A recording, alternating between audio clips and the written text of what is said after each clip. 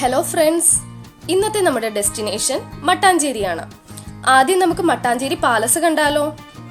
Kerala colonial വാസ്തുശൈലിയിൽ പണിത കൊട്ടാരമാണ് Mattancherry palace. 1545 പോർച്ചുഗീസുകാർ കൊച്ചി മഹാരാജാവായ വീരകേരളവർമ്മയ്ക്ക് സമ്മാനമായി നൽകാൻ നിർമ്മിച്ച കൊട്ടാരമാണിത്.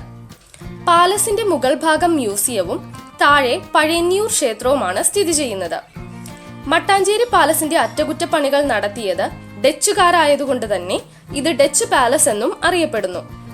പാലസിന്റെ അകത്ത് ക്യാമറ അനുവദനീയമല്ലായിരുന്നതിനാൽ പുറമേയുള്ള ദൃശ്യങ്ങൾ മാത്രമേ ഷൂട്ട് ചെയ്യാൻ സാധിച്ചുള്ളൂ.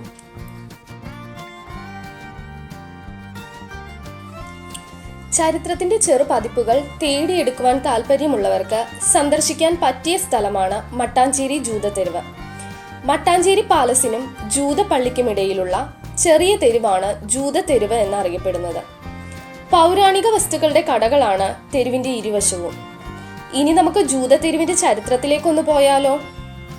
കൊടുങ്ങല്ലൂരിൽ നിന്നുള്ള ജൂതന്മാർക്ക് 1524 കൊച്ചി രാജാവ് അഭയം നൽകി. അവർക്ക് തന്റെ കൊട്ടാരത്തിനടുത്തുള്ള മട്ടാഞ്ചേരിയിൽ അദ്ദേഹം ഭൂമി അനുവദിച്ചു.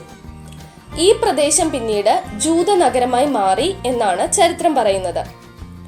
ജൂതത്തെരുവിലെ കൗതുകശാലകളും പുരാതന വസ്തുക്കളും കടകളും അവയുടെ വൈവിധ്യവും അപൂർവതയും കൊണ്ട് സന്ദർശകരെ ആകർഷിക്കുവാൻ പ്രാപ്തമാണ്.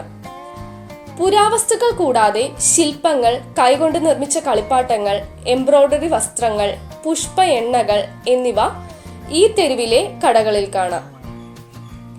ഏകദേശം 3 മീറ്റർ വ്യാസമുള്ള വലിയ വാർപ്പ് ജൂത നഗരത്തിലെ പ്രധാന ആകർഷണങ്ങളിൽ ഒന്നാണ്.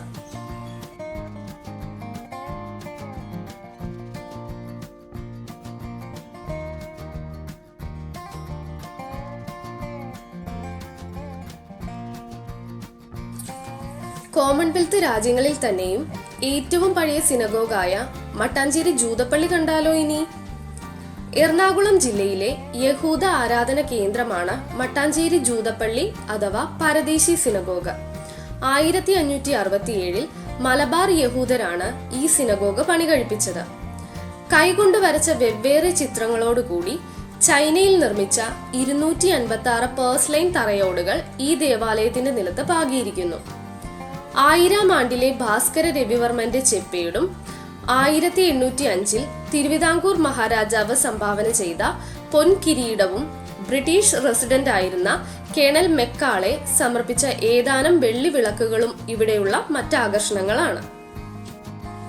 1662 പോർച്ചുഗീസുകാർ ഈ സിനഗോഗ് നശിപ്പിക്കുകയും 2 വർഷത്തിനു ശേഷം ഡച്ചുകാർ ഇത് പുനർനിർമ്മിക്കുകയും ചെയ്തു. പരദേശി എന്ന വാക്കിന്റെ അർത്ഥം പല ഇന്ത്യൻ ഭാഷകളിലും വിദേശി എന്നാണ്. ഇത് വെള്ളക്കാരായ ജൂതന്മാരെ സൂചിപ്പിക്കുന്നു. അതിമനോഹരമായ തൂണുകളാണ് ഇവിടെയുള്ളത്. മുറിയുടെ മധ്യഭാഗത്ത് പിച്ചളപ്പാളങ്ങളുള്ള ഒരു പ്രസംഗ പീഠം സ്ഥാപിച്ചിരിക്കുന്നു. സ്ത്രീകൾക്കായി ഗിൽറ്റ് സ്തംഭങ്ങളുള്ള ഒരു പ്രത്യേക ഗ്യാലറി, കൊത്തിയെടുത്ത തേക്ക് പെട്ടകം മുതലായവ സിനഗോഗിൽ കാണാം. സിനഗോഗിന്റെ മറ്റൊരു വിലപ്പെട്ട സ്വത്ത് മലയാളത്തിൽ ലിഖിതങ്ങളുള്ള 4-ാം നൂറ്റാണ്ടിലെ ചെമ്പ് ഫലകങ്ങളാണ്. കണ്ണാടി എഴുത്ത് ലിപിയിലോ മിറർ ഇമേജ് റൈറ്റിലോ ആണ് ഇത് എഴുതിയിരിക്കുന്നത്. 2024 ഓഗസ്റ്റ് 11-ാം തീയതിയാണ് കൊച്ചിയിൽ അവശേഷിച്ചിരുന്ന അവസാനത്തെ ജൂത വനിത ക്വിനി ഹലേഗ അന്തരിച്ചത്. മട്ടാഞ്ചേരിയിലെ ജൂതവംശ ചരിത്രം അവസാന ഘട്ടത്തിലേക്ക് നീങ്ങുകയാണ്. മട്ടാഞ്ചേരിയിലെ ജൂത തെരുവിൽ ഇനി അവശേഷിക്കുന്നത് ഒരേ ഒരു യഹൂദൻ മാത്രം. സിനഗോഗിൽ നിന്നും പുറത്തേക്കിറങ്ങുന്ന വഴിയിൽ വസ്ത്രങ്ങളും പെർഫ്യൂമും വിൽക്കുന്ന കടകളും കാണാൻ സാധിക്കും.